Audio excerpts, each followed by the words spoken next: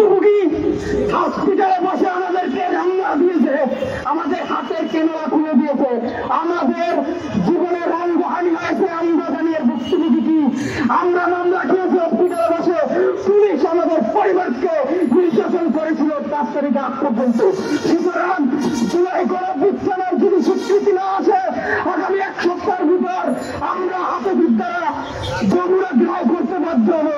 কারণ আহতযোদ্ধারা এবং নিহত যোদ্ধার পরিবাররা এত শক্তি নয়, এরা জনগণের আকাঙ্ক্ষা বাস্তবায়ন করে তারা মাঠে নামবে। 18 কোটি জনগণ তাদেরকে শেল্টার দেবে। সুতরাং আমি বলে দিতে চাই শেষ কথা, আগামীতে যে কর্মসূচি আছে যুব অধিকারের পক্ষ থেকে, এই যারা দুর্নীতি করেছে উপদেষ্টারা, তাদেরকে অনতিবিলম্বে এই সচিবালয় থেকে নেমে আসতে হবে, পদত্যাগ করে আসতে হবে। যদি তারা না আসে, বড় কর্মসূচি ধারণ করবে যুব অধিকার পরিষদ। এইবারে আমার বক্তব্য শেষ করলাম। ধন্যবাদ সবাইকে। আসসালামু আলাইকুম। ধন্যবাদ সংগ্রামী বন্ধুগণ। বাংলাদেশ যুব অধিকার পরিষদ, আপনারা দেখছেন ইদানিং যে সকল প্রোগ্রাম করছে, সেই সকল প্রোগ্রাম থেকে বিভিন্ন প্রকার চাপ সৃষ্টি হচ্ছে আমাদের উপরে। সরকারের পক্ষ থেকে, সরকারের বিভিন্ন এজেন্সির পক্ষ থেকে যেন আমরা এই ধরনের প্রোগ্রাম না করি। আমাদের সাফ কথা, যুব অধিকার পরিষদ, গণ অধিকার পরিষদ এবং এই 24-এর অভ্যুত্থানে যারা আন্দোলন সংগ্রাম করে মাঠে ছিল, দীর্ঘ 16 বছর এই ফ্যাসিস্টের বিরুদ্ধে কথা বলে এসেছে, সকলের ম্যান্ডেট যতক্ষণ না পর্যন্ত প্রতিষ্ঠিত হবে ততক্ষণ পর্যন্ত আমরা কথা বলে যাব। যতক্ষণ পর্যন্ত আমরা দেখব যে 24-এর অভ্যুত্থানে 2000 ছাত্রের রক্তের উপর দাঁড়িয়ে যাদের আমরা ম্যান্ডেট দিয়েছিলাম, তারা অন্যায়ের পথ থেকে সরে না আসবে, তারা দুর্নীতির পথ থেকে সরে না আসবে, তারা গাদ্দারির পথ থেকে সরে না আসবে, ততক্ষণ পর্যন্ত যুব অধিকার পরিষদ থেকে কঠিনতর প্রোগ্রাম বাস্তবায়ন করবে। আপনারা জানেন যে বিশ্বাস নিয়ে আমরা তাদেরকে দায়িত্ব দিয়েছিলাম, সেই বিশ্বাস শুধু বিলম্বিতই করে নাই, গতকাল আপনারা আমার ইমোশন নিয়ে ব্ল্যাকমেইল করার চেষ্টা করেছে, প্রধান উপদেষ্টাকে তারা ব্যবহার করার চেষ্টা করেছে। যখন তারা দেখেছে জনগণ এবং কোন স্টেক হোল্ডার, কোন রাজনৈতিক দল তাদের পিছনে নাই, সকল দলকে তারা শত্রুতে পরিণত হয়েছে, তাদের নিজস্ব চিন্তা বাস্তবায়নের চেষ্টা করেছে, তখন তারা দেখেছে যে আমাদের তো ম্যান্ডেট নাই, আমরা এখন কি করব। তখন তারা আমাদেরকে, জনগণকে এবং অন্যান্য রাজনৈতিক দলকে ইমোশনালি ব্ল্যাকমেইল করা শুরু করেছে। আপনারা দেখেছেন গতকালকে রাত্রে কি হয়েছে, প্রধান উপদেষ্টা নাকি পদত্যাগ করবে। আরে ভাই, এই 24-এর অভ্যুত্থানের স্পিডকে ধারণ করে 18 কোটি জনগণ ইউনূস সাহেবকে দায়িত্ব দিয়েছেন, তিনি এই দায়িত্বের ভার বোঝেন। সুতরাং না পারে বিপদগ্রস্ত এই দুর্নীতিগ্রস্ত নেতাদের কোন কথা আপনার কান দিবেন না, তাদের কথায় কোনো বিভ্রান্ত হবেন না। আর আমরা এই মুহূর্তে যেটা বুঝছি যে 24-এর স্পিডকে বাস্তবায়ন করতে হলে, নতুন বাংলাদেশ বিনির্মাণ করতে হলে, নতুন সংস্কার বাস্তবায়ন করে সুস্থ নিরপেক্ষ নির্বাচন বাস্তবায়ন করতে হলে একটি জাতীয় সরকারের কোনো বিকল্প নাই। আমরা চাই এই 24-এর অভ্যুত্থান সহ দীর্ঘ 16-17 বছর যারা এই ফ্যাসিস্টের বিরুদ্ধে কথা বলে এসেছে, সকলের ঐক্যমত্য আবার একটি সরকার গঠিত হোক, যে সরকার হবে জাতীয় সরকার, যে জাতীয় সরকার জনগণ এবং সকল রাজনৈতিক দলের ম্যান্ডেট বাস্তবায়ন করবে ইনশাআল্লাহ। সংগ্রামী বন্ধুগণ, এ পর্যায়ে বক্তব্য নিয়েছেন ছাত্র অধিকার পরিষদ কেন্দ্রীয় সংসদের খুলনা বিভাগীয় সাংগঠনিক সম্পাদক জিয়াদুল ইসলাম ইউসুফ।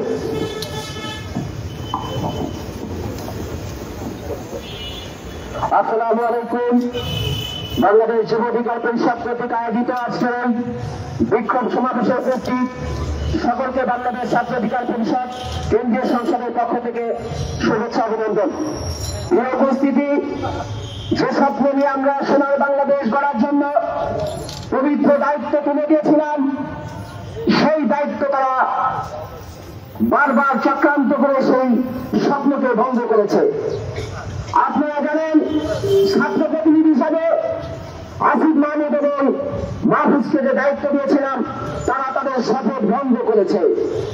তারা বারবার বাংলাদেশের মানুষকে ব্যবহার করে নিজেদের পকেট ভারী করার জন্য এবং একটা দলের হচ্ছে। আপনারা জানেন ইতিমধ্যেই তাদের এপিএস সহ যারা আছে তাদের বিরুদ্ধে দুর্নীতির অভিযোগ উঠেছে। যদি এপিএসটা দুর্নীতি করে থাকে তার সাথে এই উপদেষ্টাগুলো দুর্নীতির সাথে জড়িত। সুতরাং আজকে এই বিক্ষোভ মিছিল থেকে স্পষ্ট হয়ে বলতে চাই, আপনারা পদত্যাগ করুন, সুসম্মানে পদত্যাগ করুন। যদি রাজনীতি করতে হয় জনগণের কাতারে সে রাজনীতি করুন, অন্যথায় ওই গদি থেকে আপনাদেরকে টেনে উঠতে নামানো হবে। আমরা লাস্ট একটা কথা বলতে চাই, গণ অভ্যুত্থান রয়েছে বাংলাদেশের প্রত্যেকটা নাগরিক সম্মিলিত হবে। এই গণ অভ্যুত্থানকে যদি কারো পৈতৃক সম্পত্তি মনে করেন তাহলে কিন্তু পরিণতি ভয়াবহ হবে। সবাইকে ধন্যবাদ। ধন্যবাদ সংগ্রামী বন্ধুগণ। এই 24 অভ্যুত্থানে তারা সামনে থেকে নেতৃত্ব দিয়েছে, বিশেষ করে গণ অধিকার পরিষদের 12 জন শহীদ হয়েছেন আপনারা জানেন। অসংখ্য আমাদের আহত ভাই রয়েছে।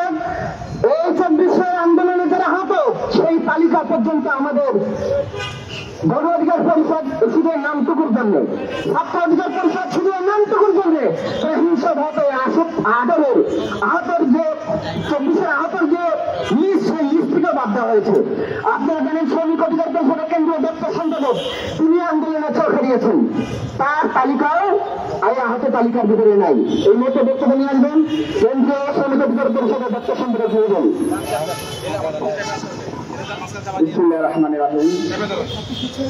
আলহামদুলিল্লাহ, আল্লাহ আমার জাতিকে শয়তানের হাত থেকে মুক্ত করেছে। আলহামদুলিল্লাহ, আল্লাহ আমাদেরকে এখানে উপস্থিত হয়ে কথা বলার এবং কথা শোনার তৌফিক দান করেছেন। আল্লাহর কাছে শুকরিয়া। আমরা দেখছি যে বর্তমান যে একটি উপদেষ্টা পরিষদ আছে, আমরা ভেবেছিলাম আমরা রক্ত এবং জীবনের বিনিময়ে আমরা একটি বিপ্লবী সরকার গঠন করতে চেয়েছিলাম।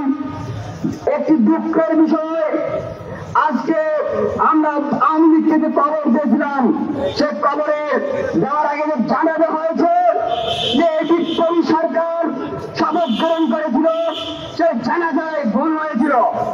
এই জানাজা ভুল হওয়ার কারণে চুপ্পুর মতো দুষ্ট আওয়ামী এখনো আজকে এই বিপ্লবী সরকারে আছে।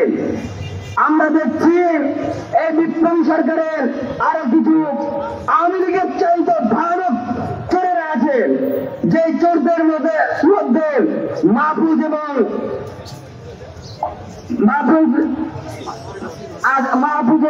আজিব, এই চোরেরা 1971 সালে যেভাবে আওয়ামী লীগ এদেশের ইতিহাসকে বিকৃত করেন, 1971 সালের মুক্তিযুদ্ধকে বিকৃত করেন, নিজেদেরকে প্রতিষ্ঠিত করেছেন এবং দেশকে বেছে নিয়েছেন ইন্ডিয়ার কাছে। আজকে আমরা দেখেছি এই মাহফুজ আর আসিফ তালিমরা নিজেদের চরিত্রকে অর্জন করার জন্য এই বিপ্লবকে বিক্রি করে দিয়েছে, এই বিপ্লবের ইতিহাসকে বিকৃত করে দিয়েছেন।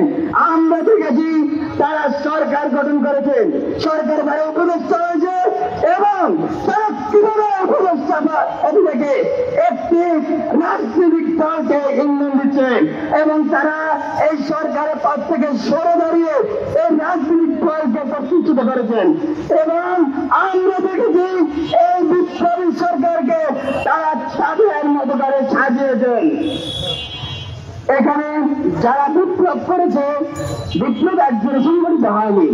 বিগত 16 বছরের নির্যাতন নিপীড়ন একসাথে হয়ে বিন্দু বিন্দু চরের মধ্যে একসাথে হয়ে সাগরের ঢেউয়ের মতো প্রবল প্রতাপ, তাদের কারণে এই স্বৈরাচার হাসিনা দেশ থেকে চলে গিয়েছি, আমরা বিতাড়িত করেছি।